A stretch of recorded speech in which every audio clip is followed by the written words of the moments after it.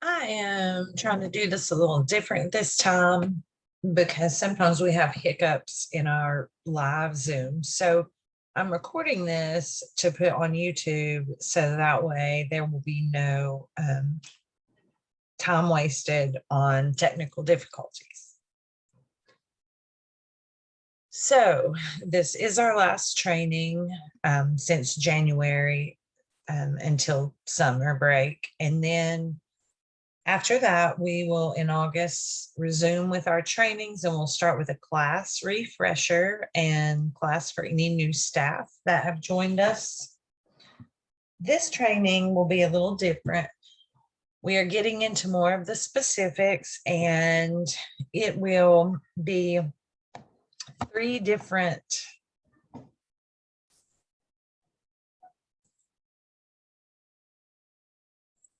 areas. We're going to look at pre-writing in detail, teaching Bible stories, and the importance of outdoor play. And then after these 3, we're going to do a little activity. And then whatever time you have left, that's probably going to be about an hour. I want you to take that time and go to YouTube, go to Jennifer Ladd Heidel on YouTube. If you're a CDA candidate, you can take that time to watch a CDA training. Just when you're finished, you want to message me so I can give you credit for it, training credit. Then I've heard some say they just don't have time to watch these trainings. So this will be an hour for you that you are actually getting credit for 2 hours on this training. The last hour, however, you can go to YouTube, Jennifer Ladd Heidel, click on KKDC training. And the most important one for you to watch is going to be class if you're one of those who do not have time. However, if you do have the time and you do want, let's see, 6 hours credit, then you would start with the brain train. Then you would go on to interactions, teaching through interactions. And then you can watch the class training. So just take that time to do what you need to do. If you have already gotten your CDA and you have already watched all 3 trainings, then you could take that time to create something for your classroom or for your center, however you want to spend it in relation to early childhood. Research something you've been wondering about. So let's go ahead and get started so that way you have plenty of time. The little quote from Maria Montessori, who is the creator of the Montessori schools, is early childhood education is the key to the betterment of society. I hope that all of you guys are at a point in your early childhood journey where you believe that with all your heart. If you do not believe it, you just need more training. It have been proven over and over again. Ages 0 to 5 are the years that really matter. So we are, even though the government doesn't give us the support we need, they're not understanding education as they should. But we are it. No matter what we're paid, no matter what classroom we're in, we are the answer to the betterment of society. So there, I'll put that on your shoulders, but it's a good thing too.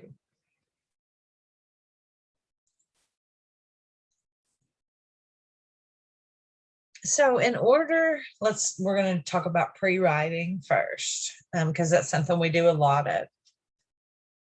So for infants, in order for them to get the fine motor movements that they need to write, first they have to have a solid base, and that would include a strong core to help them sit up straight. You guys know how to build a core, infant teachers. If you don't, Google it. Lots and lots of stomach time, being able to wiggle and move. They need a strong neck, once again, tummy time, and strong shoulders in order to facilitate that arm and that wrist movement necessary for writing. Then after that, or not after that, in accordance with that, you want strong fingers. And that is just allowing them to have toys, when if you do have to put them in a baby trap, that is making sure they have something to grab at or play with and fondle with while we're in there. We'll get into how to build those muscles later. So at this age, when they're infants, all the way up, the infants are just now starting to go, hey, what does this object do? They have no clue. So they're just exploring, and they just need to start building those muscles. But as they start nearing those toddler months, they're actually starting to understand that everything has a cause and an effect. That's why during this age, you see a lot of children throwing things off their high chair. When I think about it, I'm like, oh, they're so precious. I remember those days. But when they're knocking stuff off of their high chair and they peek down to look and watch it fall, they're just figuring out, when I do this, this occurs. Sorry, I get really excited about baby brain development. So you might see me a little giddy. Once they start to understand the cause and effect, then they learn that their hand holding this crayon or this object connects to the line that is now on the page. It's just, just watch those 1-year-olds. Like when you give them the crayons, I have to tell a really quick story. It was Brinley. I was at Lenore City, and I was with Hannah, and she had given them crayons to draw, just to make marks. Okay. The big chunky crayons. And Brinley, I was just watching her, and she was taking the crayon and she was coloring her hand. And then, if this is the table, she would smack it on the paper and look at it and smack it again, because that's what she has learned is when somebody puts something on my hand and I do my hand like this, then I get a fingerprint or a handprint. And it was really cool to watch that. So just watch them, and you'll see that they're starting to learn. Me moving this crayon makes that mark. However, at this stage, working on those muscles is definitely the number one thing you can do. And that includes finger muscles too.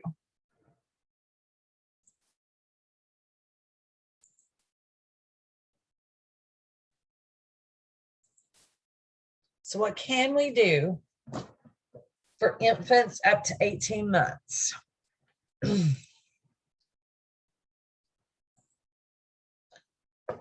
Again, gross motor activities are really important. The stronger your core, the better rider you will be. We need to let them, climb hills, crawl through tunnels, jump a lot. We need to allow much supervised tummy time and exploration. Stay away from the baby traps. Baby traps, and if you don't know what I mean, sorry, that's just what I've always, since I've been in early childhood, have heard them called. That would be bouncy seats, jumperoos, high chairs, things like that, where a child can't develop muscle. However, I know there's times where you feel you have to have them there to keep them safe, or so you can do another activity. And when you do that, make sure they have something in their hand, whether it's a soft book to squeeze, whether it is one of the toys on the bars that they can hit at, bat at, pull down. So that way they're building strength and not just sitting there. Again, grasping and pulling at items. You have to set those opportunities up. They have those cool things that when you pull it down, it makes a noise, and you let it go and it plays music as it draws back up. Soft items for squeezing. Soft items are great for building hand strength because they are squeezing like this, and that is what they do. If you'll pay attention and watch, and they get items like that, they want to squeeze them. So make sure you have plenty of soft balls and soft blocks and soft animals. Just like I was talking about with Brindley, allow opportunities to bang chunky crayons onto paper. I'm not saying children should eat crayons, okay? But when a child licks a crayon or maybe even takes a bite, it's part of the experience. They almost always spit it out unless they have some kind of eating nutrition thing going on. So don't let that bring about a stressful moment for your art time. Don't jerk it away. Just say, oh, we draw with crayons. They'll spit it out. And it's all part of it. They're just learning about objects. Wrist turning, that is a really big deal for writing. So this is a harder thing to accomplish for this age group. But if you can find twisting fine motor toys, you know how you guys have that thing where you got, say, Pluto and Goofy and Minnie Mouse, and you twist and it pops up. That's one. Twisting lids from different containers is a way to get the twisting going on. However, of course, if it's a child under 3, you wouldn't be able to use something like this. It would be more like this size. You know what I mean? If you need to, get out your choking tube that you're usually provided with and make sure that it will pass that choking tube test. Always modeling writing for them. They're never too young to, they're always influenced by what you are doing. So the more you write and tell them the words, the better. They also have to master something called bilateral coordination. And this is when you use both sides of the body together in an activity. They've got to figure that one out. And ways we can figure that out would be like hand clapping games. Thumbkin. Do you know Thumbkin? Where is Thumbkin? Where is Thumbkin? Here I am.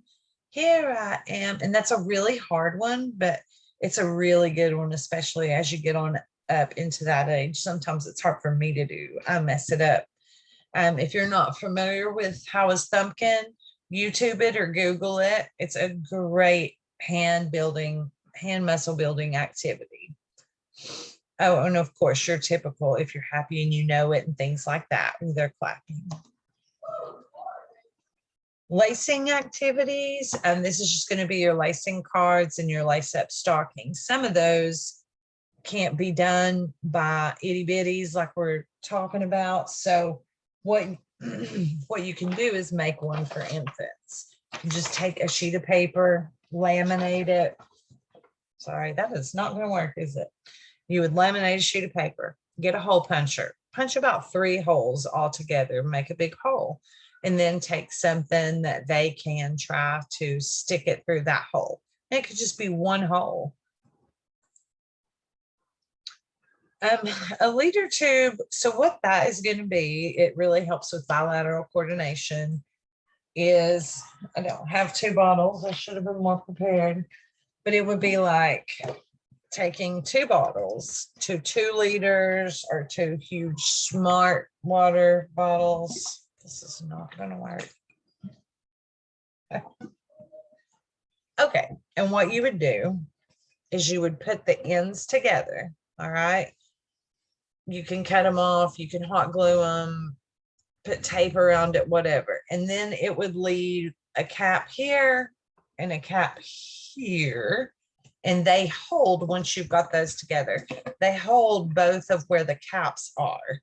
And then you would throw, say, a piece of wadded up paper, and they would try to hit it. And that helps them with bilateral coordination.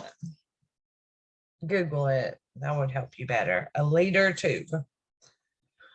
Mr. Potato Head is important because you have to hold Mr. Potato Head and then take the hat and put the hat on him or the glasses on him. Etch-a-sketches, again, you're holding the paper or you're holding the Etch-a-sketch and writing. Rhythm sticks are really an easy way to get that movement going, make up rhythm. Legos, same thing. You have to hold them with one hand and build with the other to keep it steady. Foursquare with the balls, just make sure that they're holding the ball with both hands, not just one, because it's all about that bilateral movement.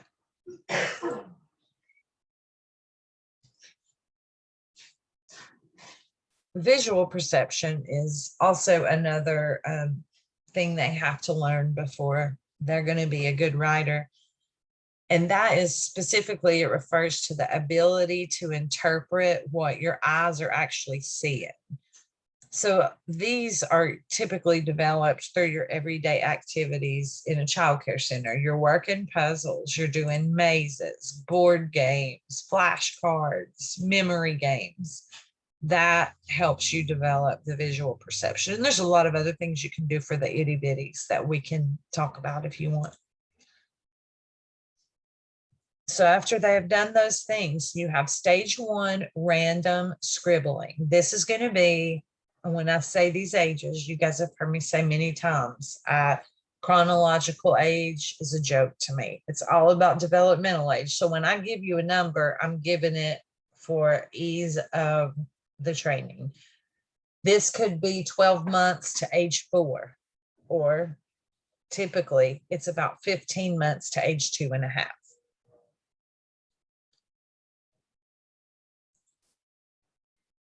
So this is when they start to realize, okay, my hand moving on this page is related to this mark. It's a sensory experience for them at this age. This is the period when young children are just figuring those things out. And really, the scribbles are not a result of their hand. They're a result of their whole arm and shoulder at this point. Many children love that sensory feedback that they get, the way it feels, the way it tastes, even the smell of the paint. You know, paint has a smell, the squishiness, the way it's wet. So for this age group, they're going to be doing a lot of sensory stuff. Remember, it's non-toxic, and we can minimize, them eating paint, but just remember to keep it a positive experience. Now, some of these little guys, they will not like the sensory experience of it. As you can see, this little girl right here making the funny face. Sometimes it's too much for them and they're not ready for it yet. So just allow them to back off and not paint. Now, if they have a bad experience with paint, then while everyone else is painting, you could give them a crown. And then gradually you build them up to trying and feeling and tasting and different things. This is how we would grow writing skills in that age group. Fine motor toys, again, that allow those wrists to turn. Screwdriver, some of you guys have screwdrivers and little plastic nails and a board with holes so they can twist those in. That's a good way. Also, there are locks. They have the homes that you can get with a lock, and the kids put the key in there and turn it. Anything that makes them turn their wrists. Clothespins, tongs, tweezers, spray bottles are a great way. Have them take a spray bottle outside. It's not putting out that much water, but they're getting water play. And they are really building that strength to squeeze that trigger. Rather than using glue sticks, use squeeze bottles. Now, some of those squeeze bottles are really hard to use, like the glitter ones. They're hard for me to get glue out of. So check that it's not too hard. But they need to learn to do this. I know some people are scared of glue. Glue bottles can start being used about age 2.5. And the great thing about glue bottles is you can buy these huge bottles of glue, and whenever and buy the little bitty glue bottles, and whenever they run out of the little bitty glue bottles, which is probably going to be in one art project with a child this age, then you just fill them back up. So it's not as wasteful as it seems. Have them rip paper regularly. You know, when you are ripping regular paper, tissue paper or newspapers are a great way to start. Regular paper, there's a little bit of resistance, but not a lot. And then you can move on to having them rip cardstock, which is definitely harder. Poster board. That's a great fine motor activity. Every single day, rolling, squeezing, kneading Play-Doh. Play-Doh is the #1 way to build your hands, your wrist, your fingers, your palm, all of it. And then, of course, let's use crayons, markers, chalk, experiment with different kinds of art mediums daily. Again, with this age, all the way up to age 6, for us, we want to model writing every day. Stage 2 is controlled scribbling. So as children develop better control over the muscles in their hands and their fingers, then their scribbles change and they become more controlled. You're going to see repetitive marks that they make over and over again. Toddlers are going to make repeated marks like circles, diagonals, curves, horizontal lines, vertical lines. Let's zoom in on that. You see the dots that they've made over and over, the lines over and over. This is growth.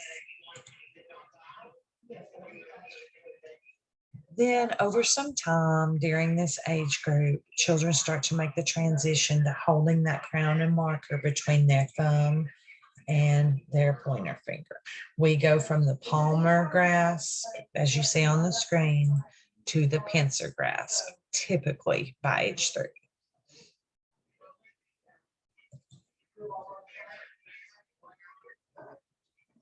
All right, and then this is also that age group, but it expands a little bit according to the chronological age, 2.5 to 3.5. Children are now starting to understand that components of letters, and they start to write them. You're going to see things that look like letters. They know it's made up of lines and curves and patterns, so they do try to imitate it. And it might not be an actual letter. You're just going to see the components of letters like lines, dots, curves. But this is a really exciting time because they're starting to realize, okay, these marks have meaning. They mean something. So your child or the child in your class may write something down and then they'll tell you what it says. It's a very important step. Well, zoom in. See, you can see a V. You see lots of O's. That looks like a D. So he's trying to make letters here.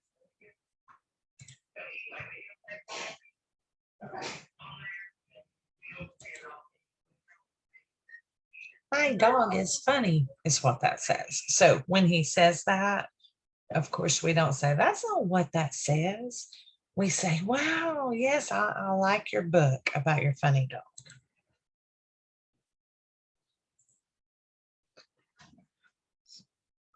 For this age, from age 2 all the way to 3.5, we always want to be offering those easy to grip crayons, not the skinny pencils, but the thick pencils because they don't break as easily. Markers are easy to write with. Sometimes it helps young children out if you tape that paper down onto the table because, of course, that is also working on that where we're making sure the hands are working together. But at the beginning of age 2, you might want to help them out by taping it down. You always model writing. Again, we want to make it a part of the classroom routine, make tally marks for each child present. Always try to include writing by you in circle time. Tell them what you're writing. Always dictate their artwork. So that's another great thing about free art, is they're creating what they want. And then you are asking them, hey, tell me about your picture. And then you write down what they say about the picture. The toys that really will help build strength at this age, they make more advanced screwdrivers for unscrewing screws, unlocking keys and latches, different sizes of twist off lids to unscrew, again, that are not choking hazards. Making sure you check that too. Carrying things with both hands like a tray, and add things to it so they can build that strength in their wrist as they're carrying it. Play-Doh and scissors every day throughout the day at this age. Art centers should be a free play center by this time with many and varied things. It helps with behavior too. For cutting, you might want to start with Play-Doh scissors, and those cut nothing but Play-Doh. They won't even cut paper. And let them learn about holding scissors with Play-Doh. Then later on at stage 2, they can start to cut the edge of papers all the way around. And then eventually they can cut out pre-drawn shapes. Of course, again, make writing part of that day-to-day routine. Write on dry erase boards or flip paper at circle time. Introduce a small writing center to your play centers and include writing pads and pencils in the blocks and in the dramatic play. Begin writing the letters in their name. The name is meaningful, so that's why they'll really pay attention to it. At this point, they start letter sounds and letter creation. Why do they use, again, their name? Once again, you see the word meaningful. They are egocentric. They learn best when it's all about them. These are some toys that I actually ordered Ella for the summer while I'm home with her to help build her wrist strength. So there are many kinds of different locks, and it allows a variety of twisting. Some it's just a half twist, others it's whole twist. And then this screwdriver thing, it has 2 different kinds on the tip, and they also have a twist with the wrench, which is really cool. She loves it. She plays with it a lot. For children who might not be able to handle these kinds of things, and a lot of times this is going to be one-on-one if you don't have one of those model pre-K classes like some of you do. This is just latch for a puzzle, and they have many different things in early childhood that have these types of things. And then here again is your twist, your pull, your push, your flip toys. You probably have seen those, I'm sure. So now moving on to age 3 to 5. At first, children name their unfinished creations and they do not plan them. It does mean that they finish the picture and then they label it after they're finished with people and things that they're familiar with. But then next, you're going to see that they start to plan their drawings. They're going to think about what they want to create, and then they'll create it and show you. If children have been doing writing skills and working on that, you're going to see more detail in their pictures, more control in the way that they are drawing. You're also going to see that many children's first pictures are going to build off of circles. You'll see lots and lots of circles. Then they start to purposefully draw those images, which means they have symbolic thinking down. This is a huge milestone for this age. The thinking skills are way up once they understand symbolic drawings. Then they do this cool little thing where they start to see that there is a difference between a picture and a drawing. They understand that letters is writing a story, and what the purpose of letters are and what the purpose of pictures are.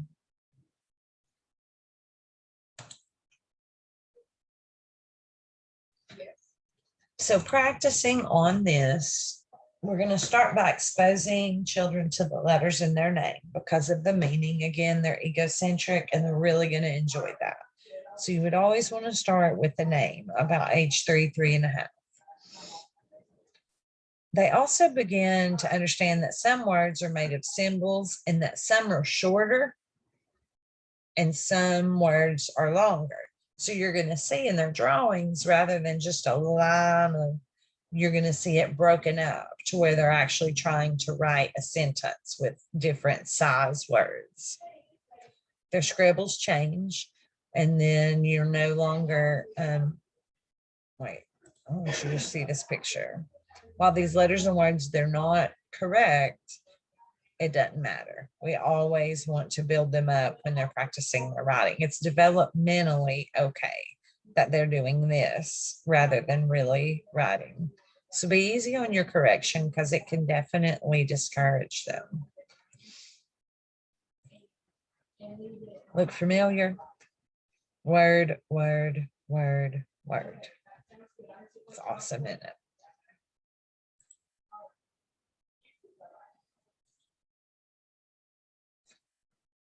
Promoting writing in ages 3.5 to 5 chronologically.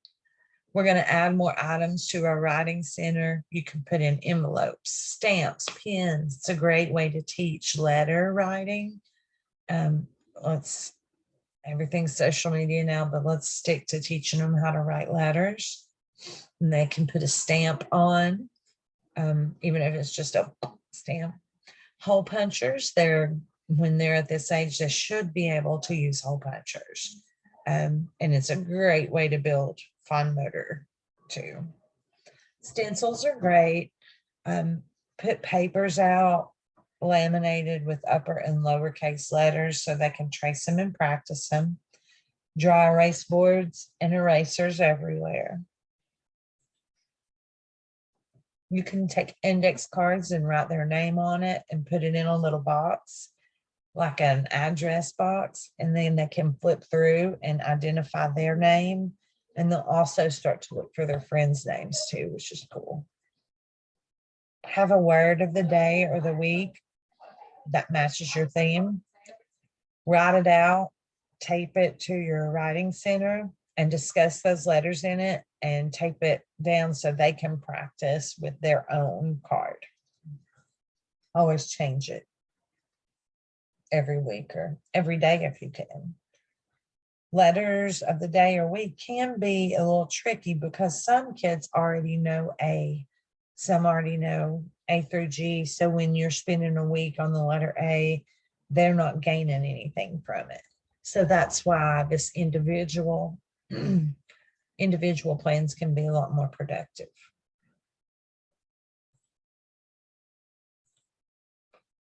Large print crossword puzzles, if you can find those, you can have them search for a certain letter and circle it. There's a great activity like creating a huge spider web and say, are you afraid of spiders? Teach them yes, or maybe even why, depending on the age group you're dealing with, and N, and have them each write a Y or an N to take a vote to see how many people are scared of spiders.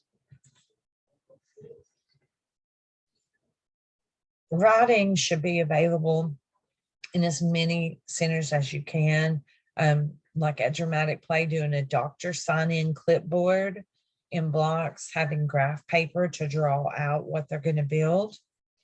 Of course, you're going to have to encourage this. As parents, sign in on the clipboard, have a child clipboard and have them sign their names also. Have children sign for packages, deliver a box that you were going to throw away with a toy from the classroom in it, have them sign for it and give it to them. Here's some ways to make it fun: rolling out Play-Doh and turning them into shapes of letters. Of course, you would have the letter drawn under it and they can trace it with Play-Doh. Using a little wooden stick or something similar to make letters in Play-Doh. These lines are very important to learn. That they need to learn these before they learn letters. So you can find different creative ways to get them used to these patterns. But the best way is probably dots and drawing them. Post office for a writing center, again with envelopes and a stamp, and let them write a letter. If we have limited materials, then you can even just put a writing center on the back of another shelf with a little table and a chair. This is the pre-writing shapes that children need to know. They need to know these strokes and these shapes before they can write and be expected to write letters.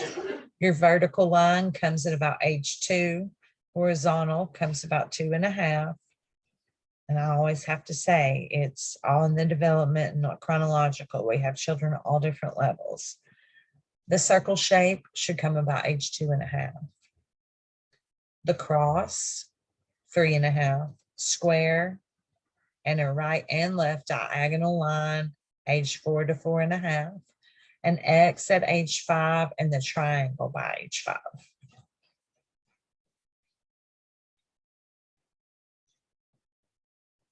Most importantly, just remember, creativity is created by you. You're making an artist or not. There's no need for instructions. Let your child experiment and explore.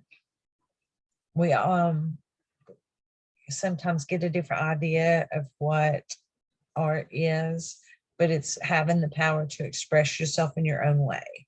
The independence is just what a growing child is looking for, to feel that confidence. And as parents, a lot of times we compliment children. What is that a picture of? Is that a house? That's a cool house. Then the child comes out, I know y'all have been there, and says, this is not a house, and get offended. So just remember, it's the process and not the product. You can be specific and say, oh, wow, look at the lines you made, rather than I like your house. And then you get fussed out. Different things you can say. And the easiest one to say, tell me about your picture. That's the easy. That's always my go-to, because I've hurt too many feelings. Moving on, teaching Bible stories to ages 2 to 5. Here are the sources. Faith. As you have seen, what gets into a child's head at this age stays. So ask yourself, are you repetitively discussing Jesus and Jesus's life, the morals he lived by, and those kinds of things? Because guys, this is these are the years to get it in. Just like all the brain development training, that's why that brain development training comes first. Because after you have watched that, you know that if we want to infuse a child with faith, it's got to be done between, ages 0 to 5. To get infused with faith after age 5 is possible, just like it's possible to learn language after age 5, but it is not anywhere near as easy, and the percentages go way down. So we're just going to take what we've learned about child development and we're going to apply it to the Bible. if it's meaningful to the child's life, because they're egocentric. I'm the only person in this world that exists. And if it's something bad that happens, it's my fault. If it's something good that happens, it's my fault. It's mine, mine, mine. So we got to make it meaningful so it'll get into their heads and stay. Just like with reading, just like with empathy, just like with math, it has to be repetitive or they will not learn it. It has to be something that is talked about throughout the day, every day, for them to latch on to it. Now, they might walk away and tell mom they learned about Jesus if you talk about Jesus once a week, but it will not stay like it would if you would do it throughout the day, all day. And I know many of you do. I'm not going to call out names, but I know some of you guys are just help children memorize John 3:16. And that was my favorite thing Cal Ladd has ever done. I got to see it before the graduation, but some of you guys are doing it. So for newer teachers, just remember, it's got to be repetitive. It's got to be meaningful. And it has to be hands-on, which is concrete. All right. Just think about concrete when you're thinking about that, because that's what we're going to cover next. Just even when I say through the day, I don't mean telling, 6 Bible stories through the day. I mean things like, oh, wow, it was so kind of you to share that toy with your friend. I bet that made Jesus smile, because that's something Jesus would do. Those kinds of things. Just throughout the day, informal, related to their lives, and always point out, be repetitive, always point out kindness and relate it to Jesus. Things like the daffodils in our garden are blooming. Did you see the daffodils? I'm so happy God created flowers. Just little things like that.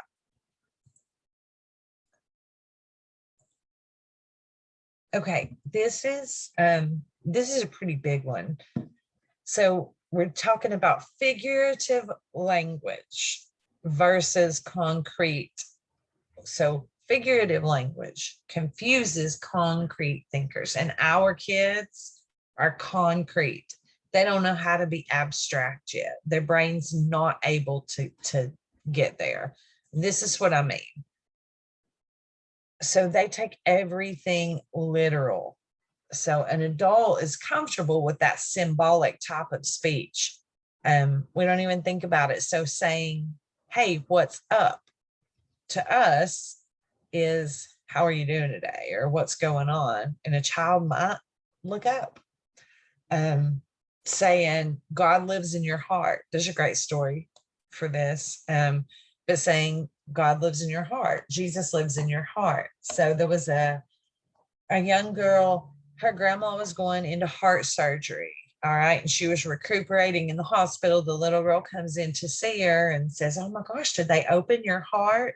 She's like 4 years old and she's so excited. And grandma said, well, yeah, they did. They opened up so they could fix my heart. And the little girl says, did they see Jesus inside? Because to her, Jesus truly, his body was inside the grandma's heart and inside her heart. But that's just an example of how they just don't get figurative language. Some other stories, I had my little girl come home and said, oh my gosh, Mom, today I saw where Jesus was buried. And I said, gee, you didn't. Jesus rolled the tomb away. He's alive. Rolled the stone away. He's with Jesus, or with God in heaven. And she says, no, I really saw Jesus and he's buried, Mom. He's not alive anymore. So we got to talking about it, and what it was is, beside Grandpa's grave, there was a statue, a concrete statue of Jesus. And to her, that was a graveyard, and everybody had a concrete thing with their name on it. Well, this concrete statue of Jesus must have been buried under there. So it's just like things that we take for granted, and they just can't grasp yet. So I tried to talk to her about it. She's still convinced Jesus is buried next to grandpa. She'll, her brain's going to change in the next year or so, and we can talk about that again. Um, hell is something we need to save for when they become abstract thinkers. So I have a story about that also. I don't know if Ella has different religions in her family, and she definitely didn't get it from our church. We're Cumberland Presbyterian. We're very developmentally appropriate. So she spills a drink, all right? And she looks at me and says, Mom, am I going to go to hell now since I spilled this drink? And I was blown away. And she said, can you please come with me to hell? I don't want to go alone. So she had heard someone talk about hell, and that when you make a mistake, I guess is what she gathered, when you do bad things, you go to hell. So to her, that meant all about me. If I spill a drink, I'm going to go to hell. So that is a dangerous thing to get into a kid's mind at this age, because we're going through that shame and doubt stuff, that where they start to feel guilty, and we don't want them feeling guilty over mistakes and thinking they're damned to hell because they spilled a drink. So it's just with the limited way their brains think, that just they can't process that stuff right now in the way that they should. Concrete objects. This one might be more for school agers, maybe for pre-K, but if you are teaching about crucifixion, bringing in a heavy piece of wood, that's concrete. That's something they can understand. Using butterflies to explain resurrection. I've seen that in a couple classrooms. The Trinity is hard for even me to understand, but this is a good example of a way to teach that. You have ice, you have water, and you have steam. Those three things are all the same, but they're also different, just like God, Jesus, and the Holy Spirit. So that's another concrete way to teach abstract thoughts if you're going there. Another way to really get Jesus to stick in there is creating, I saw a beautiful example on one of these Christian curriculum pages where the lady actually created a prayer center, all right, like we do dramatic play centers and but she had a prayer center. And the children, she said it was one of the most precious things she's ever witnessed, because she explained it to them, and she had different like artifacts in there, crosses and different things that she gathered along the way. And the children, she of course had a board there to write on, draw a picture of what you want to pray about, come over here. She had 3 and 4 year olds holding hands and praying together. So that's something really cool that I thought I would put out there. When you're teaching Bible stories, make it a pretend play, put up props for that week. This is how we're going to get those biblical stories to stick into their little brains, their little multiple brains, is building a real ship. And, talking about, I just want to, measuring the length of the ark. If you're telling stories of Joshua and the walls of Jericho, make kazoos and horns and march around 7 times. So they're going to make them tired too. So do that before nap.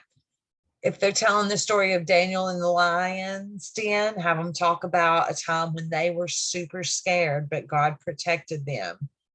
Make food colored water clear again to explain forgiveness of sins. So you can use baking soda or bleach and it will make it clear again.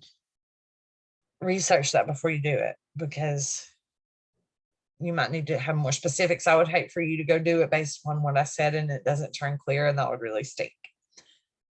When it rains a lot, ask them, so hey, Noah, it rained so much that he had to build a boat to save all the animals of the world. Do you think that's something you could do if it started raining a lot? Could you build your own boat?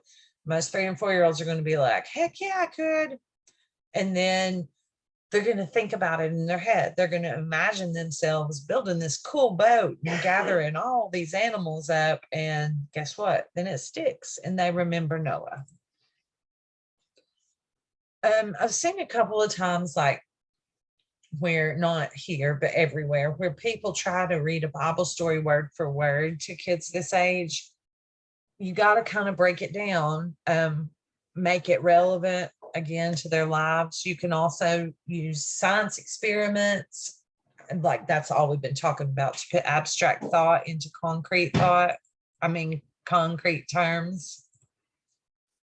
Okay, that was a good one. That was short, packed with lots of information. If you want any of those experiments or anything like that, just contact me and I'll send you the slides. But that was one of my favorite trainings. And last, but definitely not least, we're going into summertime. Outside is super important for children. It reduces antisocial behavior. We know all about that, girls. It increases imagination. Of course, the ADHD students focus better after they come inside from outside. So if you got, dittos that you're wanting to do, lessons that are challenging, do it when you get back from inside. Those students will focus a lot better. Of course, it helps with our gross motor skills, but it also helps with our cognition, how we think, takes away stress, as we all can attest to. So I would like to tell you, I had about 10 years of my life where I studied the impact of nature and outside play. I went to 5 or 6 conferences on nature and playscapes and things like that. And one of the first things I learned was something that made me go, what? There was this guy, and he announced a long time ago that children need to play outside to get rid of surplus energy. That one statement changed outside play. Back when our grandparents and some of us parents were young, outside play consisted of dirt and water and imaginary things in the woods. Then all of a sudden, when some people my age started coming up, you saw playground equipment, slides, swings. That was when this Herbert Spencer dude came out and said, outside play is only for surplus energy. So it impacted outdoor play environments, and people were led astray for what the real benefits are of outside play. So it's just a really cool fact and kind of do a brain change. When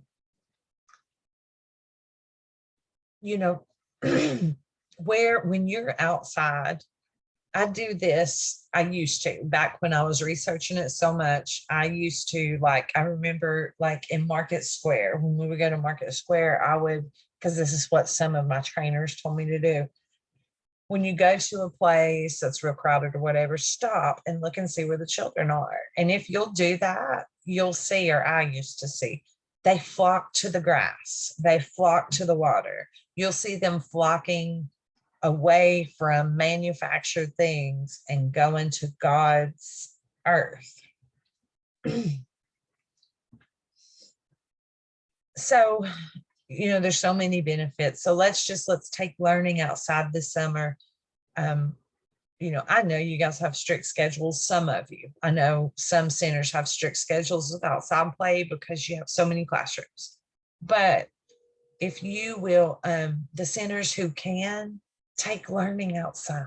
Spend as much time as you can outside, especially before it gets way too hot. Your behaviors will decrease if you do that.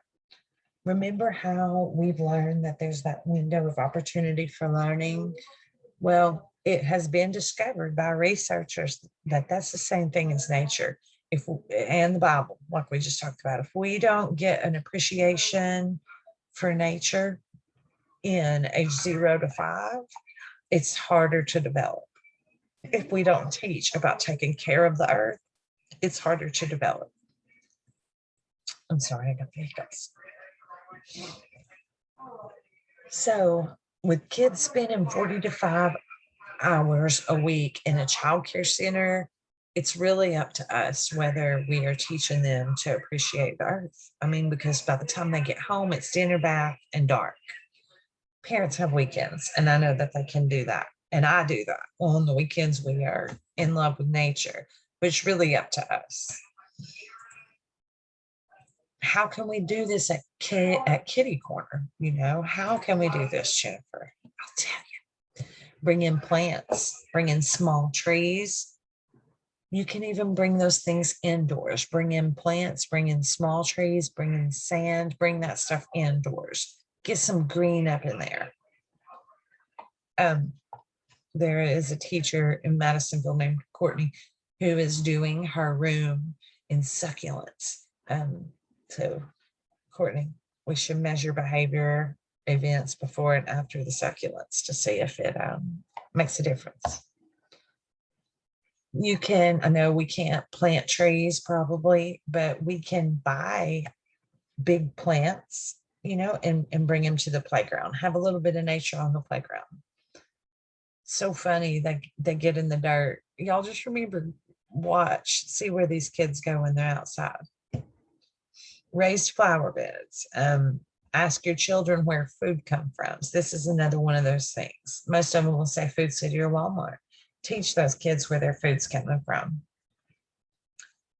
The master gardeners of Roane County, Lowe's, Boy Scouts, 4-H extension centers, they all come into child care centers and do things with nature to help children learn about plants and earth. So that's another thing we can do. How many of you guys allow water tables? Do you allow it indoors? Do you allow it outdoors?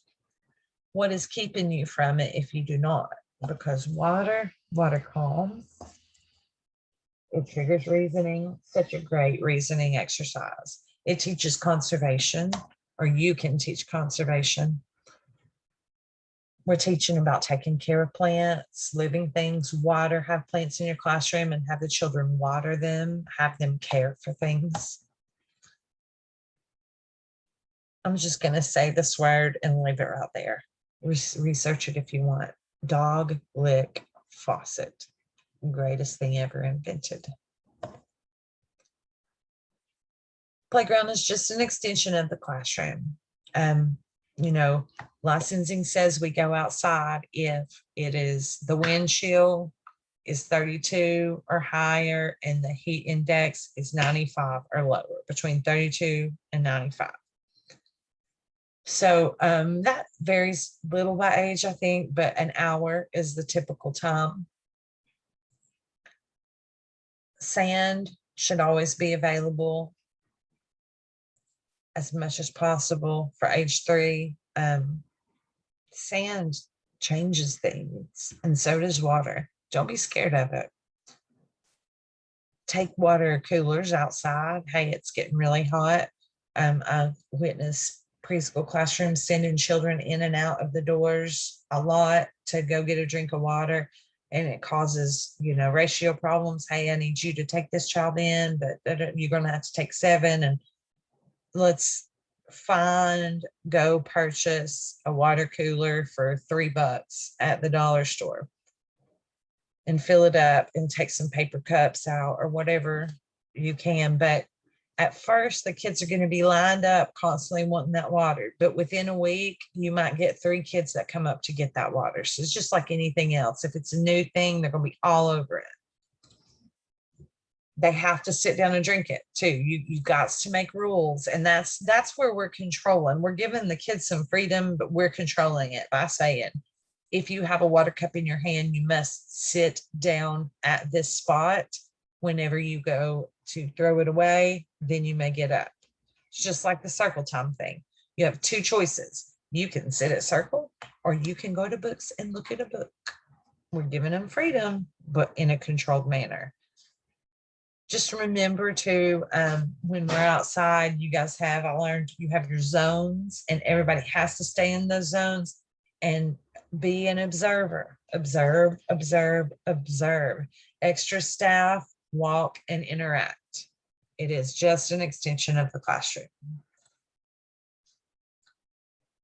Also remember, of course, some children use that outside time to get away from everything else. So let some children be alone. I am a huge proponent of having a private center or even two outside in the shade. I also have a huge list of poison controls, non-toxic plant lists, and a list of edible plants. Like I told you, I was big time into bringing nature into the classroom and natural playscapes.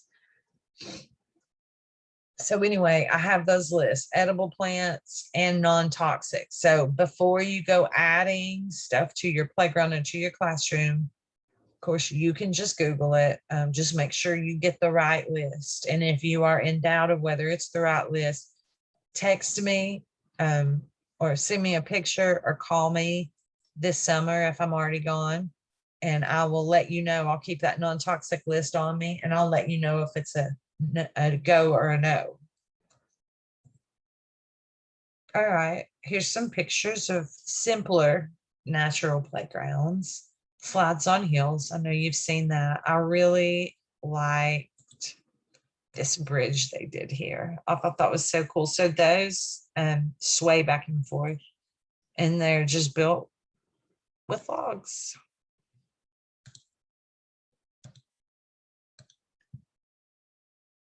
Here you have a rock climbing wall, and it has, your resilient surfacing down here.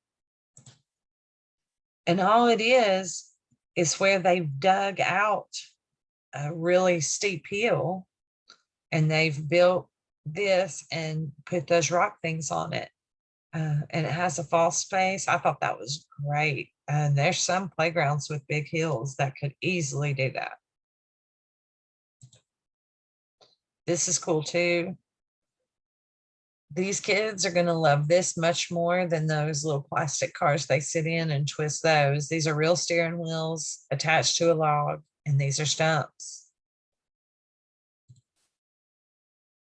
Bringing it inside, pine cones on ribbon, branches, big flowers.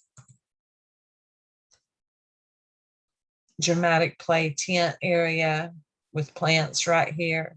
Hanging plants, leaves in the sensory bin. Of course, you could do lots of nature things in that. Just bringing in feathers and having them draw them. How great is that? Bring in leaves, butterfly shells, and have the kids draw them for the older classes, of course. Okay, this is where the slideshow ends. But before we do, there is a little parting exercise I'm asking y'all to do. I did this in one of my nature trainings and it was cool. So what you're going to do is make sure you have a piece of paper and a pen close by. Not on you right now, but close by. I want you to listen to this music. And when you're listening to it, I want you to think about your childhood outdoors. Think about, everything that you did as a child outside, encouraging you to let your class touch and smell and see nature this summer. Sometimes we can't build playscapes, but we can bring small things in. Try not to get distracted. You still have, I think, over an hour of training left anyway. So let's just get lost in your childhood and nature. Whenever you're done listening to the song and you've done enough reminiscing, I want you to write down what you thought of. And I want you to highlight or circle the adjectives. Take those adjectives, bring them to the classroom, and try to give your classroom those adjectives with nature this summer. Okay. need to do, oh, no, don't do that. Okay. So after you do your little reminiscing thing, you're going to have about, let's see, maybe a little under an hour. I want you to think about if you've missed a training from our training Saturdays, use this time to watch the one you missed. You have your brain training on there, interactions. Brain training is 50 something minutes, interactions just a little over an hour, class is an hour and a half. Whatever you miss, this is your opportunity to go watch it. I know you guys say you don't have a whole lot of time, so here we go. This is some time because you're getting credit right now. You'll get credit up to 2 hours for this training. So you can use this extra hour to catch up on those. Or if you need to complete CDA trainings, YouTube, Jennifer Ladd Heidel, there is a playlist called CDA trainings. There's a bunch of trainings you can go on there and watch, and then send me a message and say, Jennifer, I watched this one. I need a certificate, and I'll get it for you. If you've already got your CDA and you've already watched all those trainings, is your classroom ready for learning? Go to Pinterest, make it more appropriate. Do you have behavior problems? Go to consciousdiscipline.com. Here's my username. Take a snapshot if you need to. Here's my password.